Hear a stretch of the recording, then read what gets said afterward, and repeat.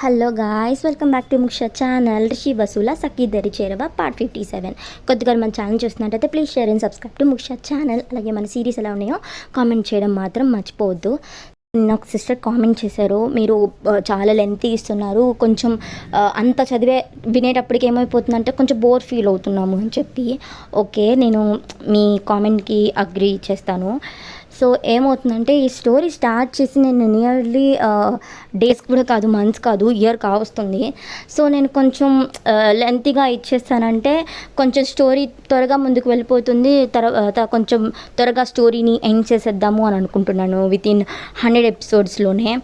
అంటే ఇంకా డ్రాగ్ చేసే కొద్దీ ఏమవుతుందంటే ఇన్ని మంత్స్ వస్తే ఏమవుతుందంటే స్టోరీ మీద అనేది మనకి ఇంట్రెస్ట్ అనేది పోతుంది. మిడిల్లో నేను కొంచెం హెల్త్ ఇష్యూస్ వల్ల నేను మళ్ళీ బ్రేక్ ఇవ్వచ్చు, సో లేదంటే ఏదైనా వర్క్ ఉండి వల్ల డిలే చేయవచ్చు, సో ప్రాబ్లం అయిపోతుంది. సో వినే మీకు ఇంట్రెస్ట్ ఉండదు, చెప్పే నాకు ఇంట్రెస్ట్ ఉండదు. సో అందుకే నేను కొంచెం లెంత్ ఇస్తున్నాను. సో ఈ ఎపిసోడ్ నుంచి కొంచెం లెంత్ అనేది తగ్గిస్తూ ఉంటాను, కానీ త్వరగా అనేది అందరినీ దగ్గర చేసేద్దాం. అలాగే మన రిషిధార పెళ్ళి కూడా చేసేద్దాము. సో అందరూ కూడా మీ ఒపీనియన్స్ని కామెంట్ చేయండి. అలాగే త్వరలోనే మీ పోలీసోడు సీజన్ 2 వస్తుంది. సో ఇట్స్ ఆల్మోస్ట్ ఒక తీసుకుంటుంది టైమ్. నేను ఆల్రెడీ ఆ స్టోరీ కూడా రాయడం కూడా స్టార్ట్ చేశాను. సో మీ అందరికీ కూడా మీకు ఇంతకుముందు వేరే ఛానల్లో పోలీసోడు పెట్టాను కదా, సో అదైతే నేను మళ్ళీ మీకు చెప్పలేకపోవచ్చు. ఎందుకంటే ఆ స్టోరీ అనేది నేను ఒక బుక్లో రాసుకున్నాను. బుక్ అయితే కనపడట్లేదు, మేము రీసెంట్గా ఓన్ హౌస్లోకి రావడం వల్ల. సో అది ఎక్కడ వెళ్ళిపోయిందో తెలియలేదు. సో కానీ ఇంకా మీదట పోలీస్ స్టోరీ సీజన్ 2 అనేది నేను పెడతాను. కానీ ఆ స్టోరీ అనేది మీకు చాలా బాగా నచ్చుతుంది, మీరు కూడా బాగా కనెక్ట్ అవుతారు. It's like a real life స్టోరీలా ఉంటుంది మనకి. సో మీ అందరికి కూడా నచ్చుతుంది కూడా. సో ఎవరైతే చాలామంది సబ్స్క్రైబ్ చేసుకోకుండానే మన స్టోరీస్ చూస్తున్నారు, ప్లీజ్ అండి అందరు సబ్స్క్రైబ్ చేసుకోండి, సపోర్ట్ చేయండి. అండ్ ఇంకా ఆలస్యం లేకుండా స్టోరీలోకి అయితే వెళ్ళిపోదాం. అక్కడ ఉన్న వాళ్ళు రిషి సైడే చూస్తూ ఉంటారనమాట. రిషి ఏంటి ఆ కండిషన్ అని చెప్పి అందరు కూడా రిషి వైపే ఫోకస్ పెట్టుంటారనమాట మీడియాలో. అలాగే లైవ్ చూస్తున్న వాళ్ళందరూ కూడా చాలా టెన్షన్గా చూస్తూ ఉంటాడు. రిషి స్మైల్ చూసి ఇక్కడ చక్రధర్ గారికి అలాగే దేవ్కి రఘు గారికి కొంచెం ఐడియా వస్తుందన్నమాట, ఏదో బాంబు వెలుస్తాడని చెప్పి, కొడుకు అల్లుడు అని చెప్పి. ఇంకా రిషి అయితే స్టైల్గా భాస్కర్ని చూస్తూ మీడియా వైపు చూస్తూ, నా వైఫ్ని అందరి ముందు, అది కూడా లైవ్లో నీ కూతురు అవమానించింది కాబట్టి నీ మీద నీ కూతురు మీద పరువు నష్ట దావా వేస్తున్నాను అని అంటాడు. అదిరిపడతారనమాట భాస్కర్. అక్కడున్న వాళ్ళు అయితే అలాగే చూస్తూ ఉంటారనమాట. రిషితో పెట్టుకుంటే ఎంత ప్రమాదమో అందరికీ తెలిసొస్తుంది. అలాగే లైవ్లో చూసిన వాళ్ళైతే చాలా మందికి సాటిస్ఫాక్షన్ అనిపిస్తుంది అనమాట. సరైన బుద్ధి చెప్పాడని చెప్పి కామెంట్లో వర్షం కురిపిస్తూ ఉంటారు వాళ్ళందరూ కూడా. రిషి అయితే భాస్కర్ వైపే చూస్తూ ఉంటాడు. ఏంటి నా కండిషన్కి ఒప్పుకుంటావా, లేదంటే నీ కూతుర్ని ఇంకా జీవితంలో బయటికి రాకుండా అలాగే 4 గోడల మధ్య మగ్గిపోమంటావా అని అంటాడు. తనకి తెలుసు రిషి ఏదన్నా ఒక డెసిషన్ తీసుకుంటే ఇంక మళ్ళీ మార్చడని చెప్పి, ఎవరు చెప్పినా వినడు అని కూడా తెలుసు. సో ఇంకా తనకి తన కూతురు కావాలా లేదంటే తన ఆస్తి కావాలా అంటే తనకి 2 కావాలి. ఇన్ఫ్యాక్ట్ కూతురు కన్నా కొంచెం ఆస్తి మీదే ఒక ప్రేమ అంతా కొంచెం. సో వాళ్ళ కూతుర్నే కాల్చేలా చూస్తూ ఉంటాడనమాట. అంతా నీ వల్లే, తను చెప్తూనే ఉంటాడు, తన వైఫ్ చెప్తూనే ఉంటుంది రిషి జోలికి వెళ్ళొద్దు అని చెప్పి. అయినా కూడా వినకుండా మూర్ఖంగా రిషి మీదకి వెళ్ళింది, వసు మీదకి వెళ్ళింది. ఇప్పుడు ఏమైంది, లాస్ట్కి వాళ్ళకి చిప్ప మిగిలింది.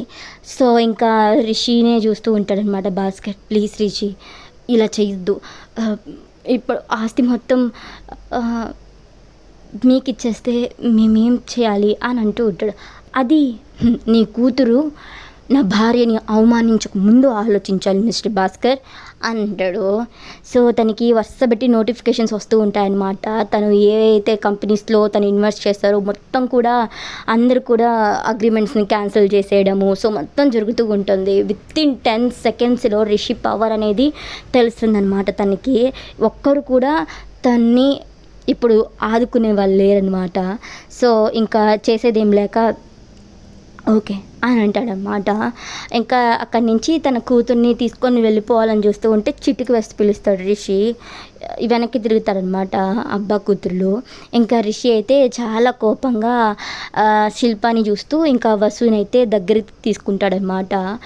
అయితే వాళ్ళ బావని చూస్తూ ఉంటుంది. తనకేం అర్థం కాదు. తను వాళ్ళ అమ్మ కోసం కిందకొచ్చింది కదా! సో, తను ధ్రువ్ ఎదురు రావడం, ఇంకా తనతో మాట్లాడుతూ ఉంటుందన్నమాట. ఇంకా అలాగా మొత్తం చూస్తూ ఇంకా అప్పుడే ఒక వ్యక్తి వచ్చి మిమ్మల్ని రిషి సార్ పిలుస్తున్నారు అని చెప్పి ఒక రూమ్ చూపిస్తాడు. ఇంకా ఆ రూమ్‌లోకి వెళ్తుందనమాట. ఎక్కడ తన బావ కనపడకపోయేసరికి వెనక్కి తిరిగేసరికి డోర్ క్లోజ్ చేసేస్తూ ఉంటారనమాట. ఇంకా అప్పుడే ధ్రువ్ కూడా ఇంకా అటు సైడ్ వస్తూ ఉండేసరికి ఇంకా అప్పుడే తనకి కూడా ఆ వ్యక్తే వచ్చి మిమ్మల్ని ఇందాక మీరు మాట్లాడిన ఆవిడ మిమ్మల్ని పిలుస్తుంది సార్ అని చెప్తాడు ఆ వ్యక్తి. సరే అని చెప్పి ఎక్కడున్నారు అని చెప్పి అడుగుతాడనమాట. అటు సైడ్ ఆ రూమ్లో వెయిట్ చేస్తున్నారు సార్ అని చెప్తారు. ఇంకా ధ్రువ్ అయితే ఇంకా అటు సైడే వెళ్తూ ఉంటాడనమాట. ఇంకా అప్పుడే తనకి సిరి కనబడుతుంది. లంగా ఓణిలో అసలు ఎంత బాగుంటుందో, చాలా క్యూట్ ఉంటుంది అనమాట.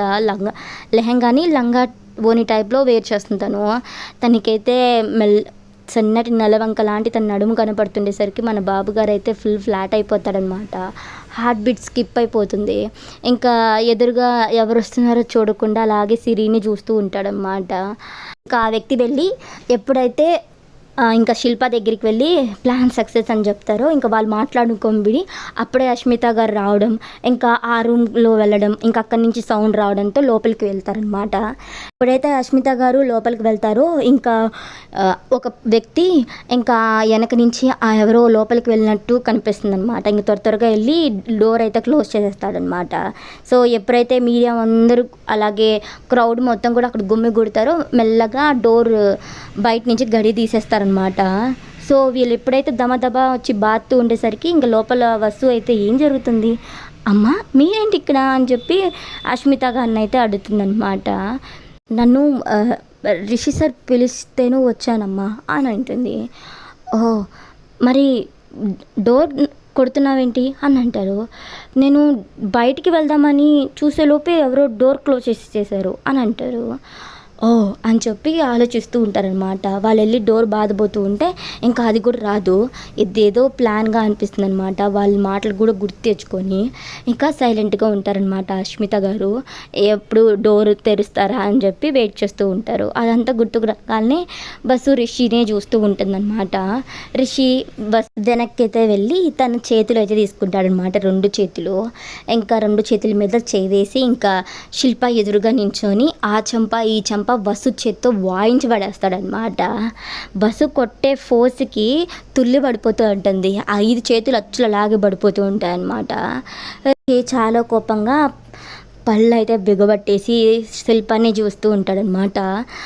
రెడ్గా అయిపోతాయి కళ్ళు, ఇంకా చేతిలో నరాలు అయితే పచ్చగా మెరిసిపోతూ ఉంటాయన్నమాట. ఇంకా రిషిని అలా చూసి ఒక క్షణం ఒక అడుగు వెనక్కి వేస్తుంది, తలదించేస్తుంది అనమాట. నీకు చాలాసార్లు చెప్పాను మా ఫ్యామిలీ జోకి రాకు అని చెప్పి, అలాగే నీకు చాలాసార్లు చెప్పాను నాకు చాలా దూరంగా ఉండమని చెప్పి, కానీ చెప్పిన మాట వినలేదు. మూర్ఖులకి చెప్పలేం కదా, ఇప్పుడు అనుభవించండి అని చెప్పి విసురుగా అక్కడి నుంచి వసుని అయితే తీసుకొని వెళ్తారనమాట. ఇంకా వసు వెళ్ళకే ఇంకా అప్పటికే అష్మిత గారు కూడా వెళ్ళిపోతారు. పాపం మన భాస్కర్ చూసుకోడనమాట మీనా గారిని. ఇంకా ఇటు సైడ్ ఇలాగుండే మన ఇంటి దగ్గరికి వెళ్దాము, రఘు వాళ్ళ దగ్గరికి. రఘు గారు ఎప్పుడైతే అక్కడ మీనా గారిని చూడంగానే అలాగే స్టాండ్ పొజిషన్లో ఉండిపోతారనమాట. చక్రధర్ గారికి అయితే జలజల కళ్ళ నుంచి రాలిపోతాయి. వాళ్ళ చెల్లిని చూడంగానే తన చెల్లి బ్రతికే ఉంది అని చూడంగానే ఆయనకైతే అస్సలు ఊపిరి ఆడినట్టు అయిపోతుంది అనమాట. అక్కడే కూలబడిపోతారు. సుప్రజ గారు అయితే ఏమండి అని చెప్పి గట్టిగా ఆయన పట్టుకుంటారనమాట. రఘు గారికి అసలు చల్లమే ఉండదు. విశ్వ గారు అలాగే సుష్మా గారు వీళ్ళందరూ కూడా చక్రధర్ గారిని చుట్టేస్తారనమాట. ఇంకప్పుడే పూజ రూమ్లో నుంచి పద్మావతి గారు అయితే వస్తారనమాట. పూజ కంప్లీట్ చేసుకొని ఇంకా ఆవిడ ఎప్పుడైతే వస్తూ ఉంటారో అప్పుడే లైవ్ మొత్తం కంప్లీట్ అయిపోయి అప్పుడే యాడ్ వస్తుందన్నమాట. ఆ యాడ్ ఏంటంటే సాగర్తో వాళ్ళ అమ్మ చేసిన యాడ్ అది. సో ఆ యాడ్లో మీనా గారిని చూడగానే అలాగే సాగర్ పరిగెత్తుకుంటూ వచ్చి మీనా గారిని హక్ చేసుకోవడం చూడగానే ఆవిడ చేతిలో ఉన్న పళ్ళెం ఉంటుంది కదా, సో అది కింద పడిపోతుంది అనమాట. అందరూ అటు సైడ్ వెనక్కి తిరిగి చూస్తారు. ఆ శబ్దంతో రఘు గారు ఉలిక్కిపడి వెనక్కి తిరిగి చూస్తారనమాట. ఇంకా పద్మావతి గారు అక్కడ అలాగే నించుండిపోతారనమాట, టీవీ సైడే చూస్తూ ఉంటారు. ఇంకైతే రఘు గారు కూడా పరిగెత్తుకుంటూ అత్తమ్మ అని చెప్పి వెళ్తారనమాట, చక్రధర్ గారు కూడా. ఇంకా ఆవిడ ఇటు సైడ్ చూస్తున్నారు, అట్టే చూస్తుండేసరికి వాళ్ళందరికీ కూడా ఇంకా షాక్ తగులుతుంది. అంటే సాగర్ వాళ్ళ అమ్మని ముందే కలిశాడా, మరి మాకెందుకు చెప్పలేదు అని అనుకుంటారనమాట అందరూ కూడా. నా మీనా చక్రి, మన మీనా బతికే ఉందా అని అనుకుంటూ చక్రధర్ గారిని చూస్తూ ఉంటుందన్నమాట. అవునమ్మా, మీనా బ్రతికే ఉంది అని చెప్పి ఆయన కూడా కళ్ళలో నీళ్ళు పెట్టుకుంటారనమాట. రఘు గారిని చూస్తారు. రఘు గారిని అయితే దగ్గర పిలిచి ఆయన మొహాన్ని మొత్తం తాడుముతూ నా బిడ్డ బ్రతికే ఉంది అల్లుడు గారు అని అంటారనమాట. మీనా బ్రతికే ఉంది అత్తయ్య, తనకేం కాలేదు, ప్లీజ్ మీరు టెన్షన్ అవ్వద్దు అని అంటారనమాట. ఆవిడకి ఆనందానికి హద్దే ఉండదన్నమాట. గబగబా కళ్ళు తుడుచుకొని కింద మీద పడుతూ త్వరగా లోపలికైతే వెళ్తారనమాట. అక్కడ ఒక పెద్ద శివుడి విగ్రహం ఉంటుంది అండ్ దాని కింద శివలింగంలా ఉంటుంది అనమాట. మోకాళ్ళ మీద కూర్చొని కళ్ళ వెంట నీళ్లు వరదలై పొంగుతున్నా సరే దేవుడికి మనస్ఫూర్తిగా దండం పెట్టుకుంటారనమాట. ఇంకెప్పటికీ చూడలేను అని అనుకున్న కూతురు కళ్ళ మీద కనపడుతూ ఉంటే చేతులు కాళ్ళు ఆడట్లేదనమాట ఆవిడికి. అలాగే తన బర్త్డే కూడా తన దగ్గరికి త్వరగా చేయొచ్చమని చెప్పి దేవుడికి దండం పెట్టుకుంటూ ఉంటుందన్నమాట. ఇంకా చాలా హ్యాపీగా ఫీల్ అయిపోతూ ఉంటుంది. ఇంకా ఆవిడ అలా వెళ్ళడంతో వీళ్ళందరూ కూడా వెళ్ళి అందరికీ దేవుడికి దండం పెట్టుకుంటారనమాట. సో వీళ్ళని ఇలా వదిలేద్దాము. ఇంకా ఎప్పుడైతే అక్కడి నుంచి పోలీసులతో భాస్కర్ అలాగే శిల్ప వెళ్ళిపోయిన తర్వాత అక్కడ మొత్తం క్రౌడ్ కూడా క్లియర్ చేస్తారనమాట, బాడీ గార్డ్స్. ఇంకా మీడియా వాళ్ళందరూ కూడా అక్కడ ఏదైతే జరిగిందో అదే హెడ్లైన్ అయితే వేస్తారనమాట. సో ఇక్కడ మొత్తం వరల్డ్ వైడ్ ఆ న్యూస్ అనేది సెన్సేషన్ అయిపోతుంది. సో చాలామంది డిబేట్లు జరుగుతూ ఉంటాయి దాని మీద. సో ఇవన్నీ మన రిషి బాబుకి అసలు పట్టవు. ఇంకా మన వసు అయితే లోపలికి తీసుకుని రిషి హక్ చేసేసుకుంటుందన్నమాట. ఏం జరిగిందో నాకు తెలియట్లేదు బావా అని అంటుంది. కామ్ డౌన్ వసు అని అంటూ ఉంటే అక్కడికి అష్మిత గారు వస్తారనమాట. వసు ఏడడంతో ఆవిడ కన్న పేగు బెల్లం పెట్టేసినట్టు అయిపోతుంది. ఇంకా వస్తువుని అయితే దగ్గర తీసుకొని కళ్ళీళ్ళు తుడుస్తూ ఏం కాలి చిట్టి తల్లి, వాళ్ళెవరో ఏదో అనుకుంటే ఎలా, రిషి మొత్తం క్లియర్ చేసేసాడు అని చెప్పి వసుని గుండెలకు హత్తుకొని ఓదారుస్తూ ఉంటారనమాట. వాళ్ళ అమ్మని చిన్నప్పుడు ఎప్పుడో హక్ చేసుకుంది, ఇప్పుడు అది కూడా తను బాధలో ఉన్నప్పుడు దగ్గర తీసుకుంటే ఎలా, ఇంకా ఒదిగిపోతుందనమాట. వాళ్ళ అమ్మ గుండెల మీద ఇంకా గట్టిగా హక్ చేసుకుంటుంది, ఎక్కడ తన్ని వదిలి వెళ్ళిపోతుందా అని చెప్పి. ఒక్క క్షణం రిషి కళ్ళ నుంచి నీళ్ళు వచ్చేస్తాయి అన్నమాట. అక్కడ దేవుకైతే వాళ్ళ అర్థం చూసి అసలు ఏం మాట్లాడాలో అర్థం కాదు. తను చిన్నప్పుడు తను ఉప్పెక్కించుకున్న తన అత్త ఇప్పుడు తన ఎదురుగానే ఉండేసరికి దేవుకి కానీ చేతులు కాళ్ళు వణికిపోతూ ఉంటాయి. స్నేహకు కూడా అలాగే చూస్తూ ఉండిపోతుంది అనమాట. వాళ్ళ అమ్మకి బెస్ట్ ఫ్రెండ్ ఆవిడ అక్కడ చూసేసరికి నోట మాట రాదు. అలాగే రమ్యకు కూడా వసుని అలాగే వాళ్ళ అమ్మని అలాగే చూస్తూ ఉంటుంది. తల్లి ప్రేమ అంటే ఇలాగే ఉంటుందేమో. తన తల్లిని హక్ చేసుకోలేదు కదా, ఆ హక్ వాల్యూ తనకి బాగా తెలుసు. సో అలాగే కళ్ళెమట్టి నీళ్ళతో అలాగే చూస్తూ ఉంటుంది అనమాట. ఇంకా రమ్యకి అక్కడ వసు వాళ్ళ అమ్మ అని తెలియదు అనమాట తను, కానీ వాళ్ళిద్దరు బాండ్ చూస్తూ ఉంటే నిజంగా అమ్మ కూతురులా అని అనిపిస్తుంది. సాగర్ కూడా అలాగే బ్లాంక్గా చూస్తూ ఉంటారు, సిరి వాళ్ళతో పాటు సీతు కూడా. ఇంకా కార్తిక్ కూడా అలాగే చూస్తూ ఉంటాడనమాట. తనకు కూడా చాలా హ్యాపీగా అనిపిస్తుంది తన ఆంటీ చనిపోలేదు, బ్రతికే ఉంది అని. ఇంకా కొంతసేపటికి తను కంట్రోల్ అవుతుందన్నమాట. ఇంకా వాళ్ళు కళ్ళు తురుస్తాడు. ఇంకా రషి ఉండి సరే ఇంటికి వెళ్దామా అని అంటారు. వాళ్ళ బావ వైపు బేలాగా చూస్తుందన్నమాట. తన తల్లితో ఉండాలనిపిస్తుంది తనకి, హరీష్కి కూడా వాళ్ళ అత్తతో ఉండాలనిపిస్తుంది. బట్ లేని సిచ్యువేషన్. అలాగే వసు చూస్తూ ఉండేసరికి తనకి ఎవరో గుండెని కోసేసినట్టు అనిపిస్తుంది అనమాట. వసు బేలాగా చూస్తుండేసరికి ఇంతలో తనకి కాల్ వస్తుందన్నమాట రాకీ నుంచి. జస్ట్ మినిట్ అని చెప్పి పక్కకైతే వెళ్తాడనమాట. ఇంకా కాల్ లిఫ్ట్ చేస్తాడు. చెప్పు రాకీ అని అంటారు. సార్ విశ్వనాథం గారి గురించి ఫ్యామిలీ గురించి తెలుసుకోమని చెప్పారు కదా సార్ అని అంటాడు రిషి. సార్ వాళ్ళకి ఒకటే అమ్మాయి సార్, వాళ్ళ అల్లుడి పేరు రమేష్ చక్రవర్తి, వాళ్ళిద్దరికీ 2 ఏళ్ల బాబు. వాళ్ళు తిరుపతి నుంచి వచ్చేటప్పుడు దారిలో యాక్సిడెంట్ అయ్యి స్పాట్ డెడ్ అయ్యారు సార్, భార్యాభర్తలు ఇద్దరు. కానీ ఆ ప్రమాదంలో వాళ్ళ కొడుకు మాత్రం బయటపడ్డాడు సార్. ఆ బాబు ఎవరో కాదు, ధ్రువ్ అని అంటాడు. కన్ఫామ్ కదా వాళ్ళు చనిపోవడం అని అంటారు. అవును సార్, కన్ఫామ్గా వాళ్ళు చనిపోయారు సార్ అని అంటారు. అలాగే ఇంకో విషయం సార్, ఇప్పుడు అష్మిత విశ్వనాథంగా ఉన్న ఆవిడ వాళ్ళ సొంత కూతురు కాదు సార్. వాళ్ళ కూతురు చనిపోయిన తర్వాత వాళ్ళ కొడుకు మెంటల్లీ చాలా డిస్టర్బ్ అయ్యారు. విశ్వనాథం గారికి వాళ్ళ భార్య అయితే ఆవిడ కూడా చాలా డిప్రెస్ అయిపోయారని చెప్పి, అలాగే ఆవిడ బయట ప్రపంచంతో సంబంధం లేకుండా ఆవిడ మాట్లాడుకోవడం, ఏడవడంతో చాలా డిప్రెస్ అయిపోయారు సార్. ఇంకా అక్కడే ఉంటే వాళ్ళు ఇంకా ఆ బాధల నుంచి బయటికి రారని తెలిసి ఇంకా 2 ఏళ్లలో వాళ్ళ కంపెనీస్ అన్నీ కూడా హైదరాబాద్కి షిఫ్ట్ చేసేస్తారు సార్. ఇంకా హైదరాబాద్కి వచ్చేటప్పుడు వాళ్ళకి దగ్గరలో ఒక యాక్సిడెంట్ జరిగిందంట సార్. ఆ యాక్సిడెంట్లో ఒక ఆవిడ రక్తపు మడుగులతో లైట్గా ఫేస్ అనేది కాలిపోయి ఎక్కడికక్కడ రక్తసిద్ధమై ఒక ఆవిడ కనిపించిందంట సార్. ఆవిడ్ని అలా వదిలేసి ఉండబట్టలేక ఇంకా వాళ్ళు హాస్పిటల్లో జాయిన్ చేయడం, తర్వాత ఆవిడకి ట్రీట్మెంట్ ఇప్పించడం, కొన్నాళ్ళు ఆవిడ కోలుకున్న తర్వాత వాళ్ళకి తెలిసింది ఏంటంటే ఆవిడ గతం మర్చిపోయిందని. తన వాళ్ళు ఎవరో అని ఆవిడకి తెలియదంట సార్. ఇంకా ఆవిడ రాకతోనే వాళ్ళ అబ్బాయి మళ్ళీ అందరితో మాట్లాడడం, ఆ తర్వాత వాళ్ళ ఆవిడ కూడా ఆ డిప్రెషన్లో నుంచి బయటికి రావడం. సో ఆవిడ్ని ఒక కూతురులాగా చూసుకోవడం జరుగుతుంది సార్. ఇప్పుడు మీ అందరు చూస్తున్నారు కదా అష్మిత విశ్వనాథన్, ఆవిడైతే విశ్వనాథన్ గారి సొంత కూతురు కాదు, వాళ్ళు కాపాడిన కూతురు అని అంటాడు రాకీ.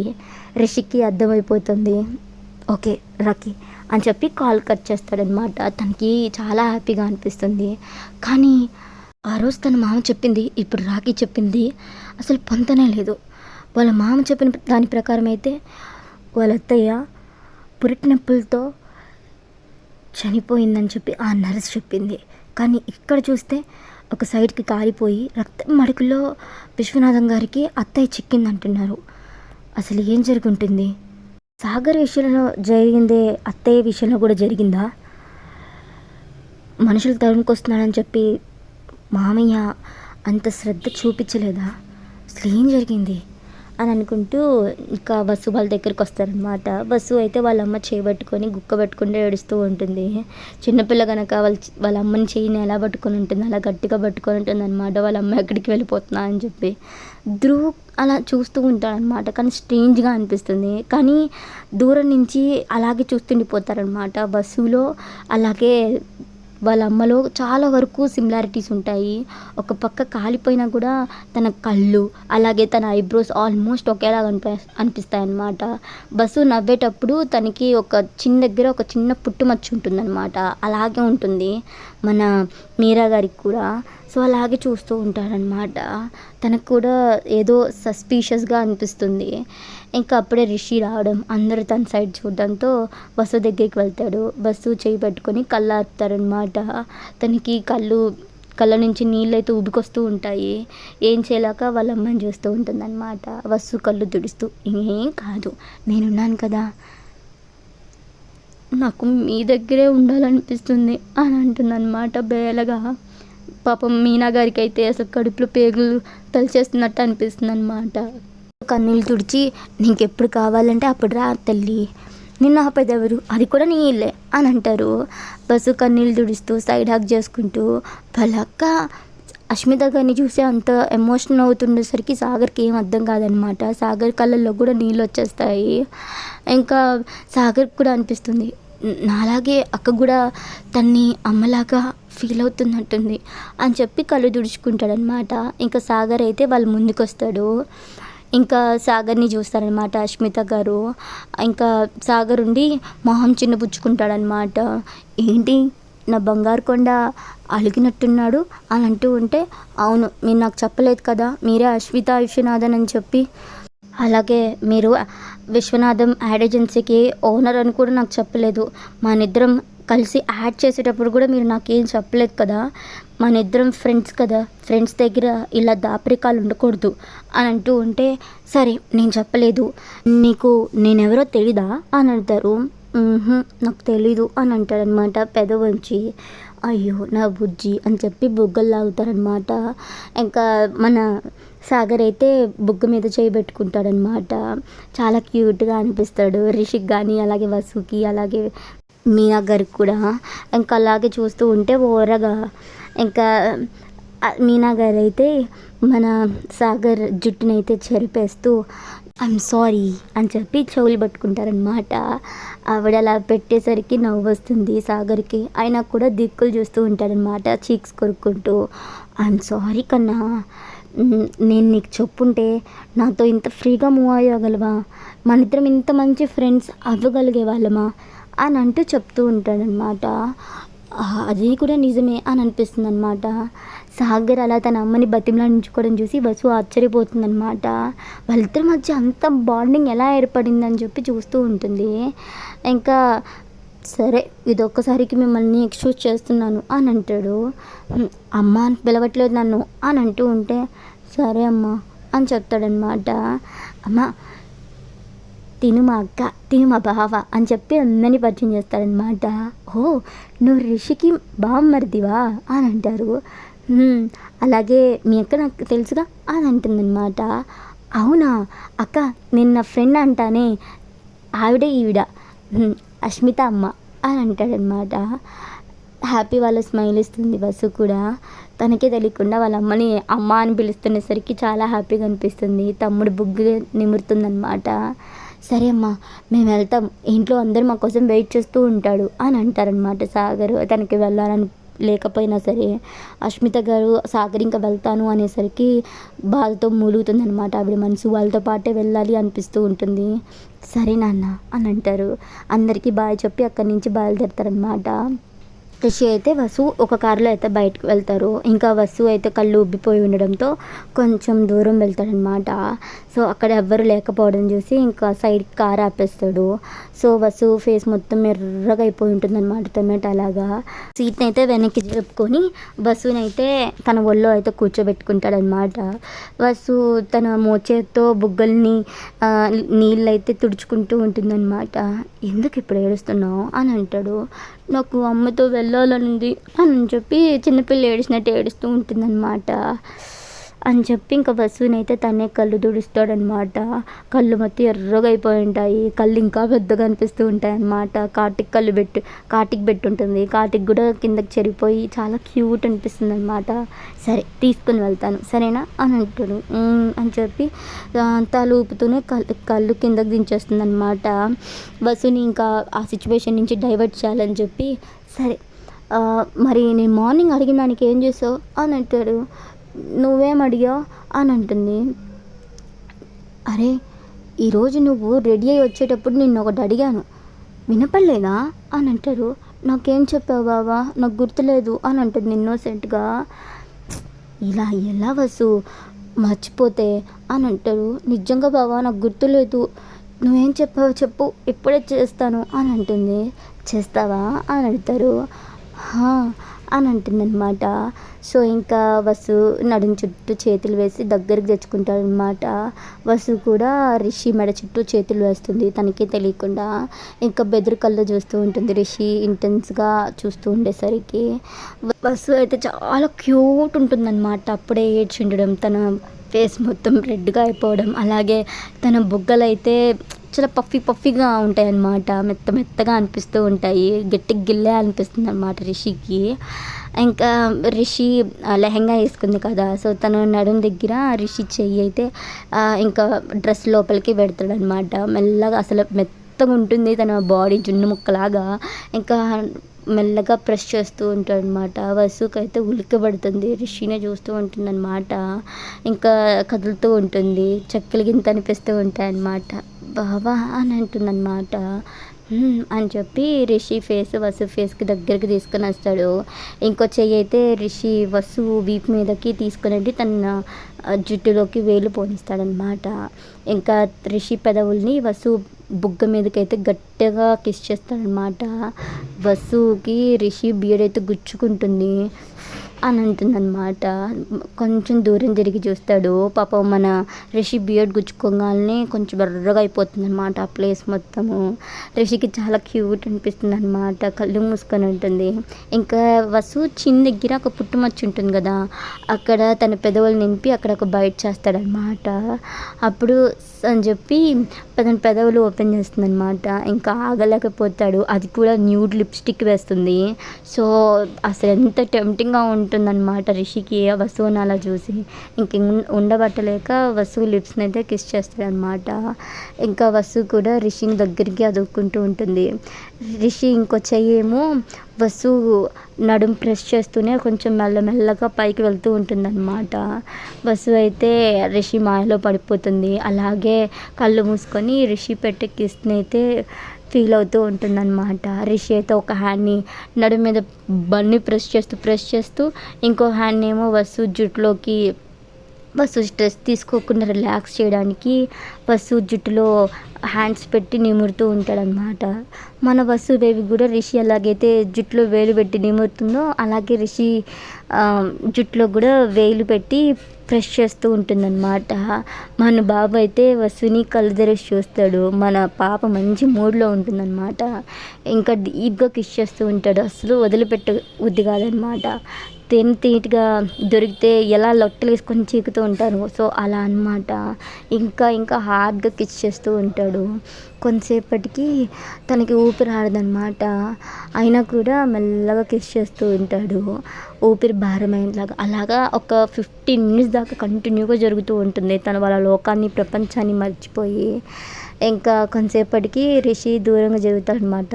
అస్సలు వదలాలనిపించదు. కానీ తను వసు ఇబ్బంది పడుతుందని చెప్పి కొంచెం దూరం జరుగుతాడనమాట. బెదురు కళ్ళతో రిషిని చూస్తూ ఉంటుంది. అప్పటికే వసు ఓని అది లెహంగాలో చున్నీ ఉంటుంది కదా, ముందుకు వేసి ఉంటుంది అనమాట. సో కొంచెం పక్కకు జరిగిపోయి ఉంటుంది. అక్కడ మిలమిలా తన నాభి దర్శనమిస్తుంది అనమాట. వసునే చూస్తూ కిందకు చూస్తాడనమాట. అక్కడ మన బాప బొడ్డు చూసేసి మనోడికి ఇంకా టెంప్టింగ్ అనిపిస్తుంది. వసు నడుము పట్టుకొని ఇంకా డైరెక్ట్గా వసు బొడ్డు దగ్గర కిస్ చేస్తాడనమాట. తన నాలికతో లోపల మొత్తం సర్కిల్ వేస్తూ ఉంటాడు. వసు అయితే రిషి జుట్టులోకి వేలు పెట్టుకొని అలాగే ఉండిపోతుంది అనమాట. తనకి ఏదేదో అయిపోతూ ఉంటుంది. బాబా ప్లీజ్ అని అంటుందన్నమాట. ఇంకా రిషికి అయితే అస్సలు వదలబుద్ధి కాదు. ఇంకా అక్కడ ఒక బయట ఇచ్చేసి వస్తుని చూస్తాడనమాట. హెవీగా బ్రీత్ తీసుకుంటూ ఉంటుంది. ఇంకా తన సంపద మొత్తం ఎగసెగస పడుతుండేసరికి ఇంకా రిషి అయితే తన్ని కంట్రోల్ చేసుకుంటూ ఉంటాడనమాట. ఇంకా డైరెక్ట్గా మన పాపకి బుగ్గ మీద గట్టిగా ఒక కిస్ చేసి స్ప్రోలోకి తెప్పిస్తాడు. ఇంకా బెదురు కళ్ళతో రిషిని చూస్తూ ఉంటుంది. ఇంకా రిషియే వసు నడుము పట్టుకొని తన్ని ఇంకా ఒక సైడ్కి అయితే సీట్లో అయితే కూర్చోబెట్టేస్తాడు. వసు అస్సలు రిషిని చూడడానికి అస్సలు ఇబ్బంది పడిపోతూ ఉంటుందన్నమాట. సైడ్కి చూస్తూ ఉంటుంది ఇంకా విండో నుంచి బయటికి. సో ఇక్కడితో స్టోరీ అయిపోయింది గాయ్స్. కొత్తగా ఎవరైనా చూస్తున్నట్టయితే please share and subscribe to Muksha channel. అలాగే మన సిరీస్ ఎలా ఉన్నాయి కామెంట్ చేయడం మాత్రం మర్చిపోవద్దు. సరే రేపు చూద్దాము మన ఫ్యామిలీకి సాగర్కి మీనా గారు రిలేషన్ ఏంటి చెప్తారా లేదా. సో అప్కమింగ్స్లో చాలా ఇంట్రెస్టింగ్గా ఉంటుంది. So please subscribe to Muksha channel. అలాగే మన సిరీస్లో స్టోరీస్ ఎలా ఉన్నాయో కామెంట్ చేయండి.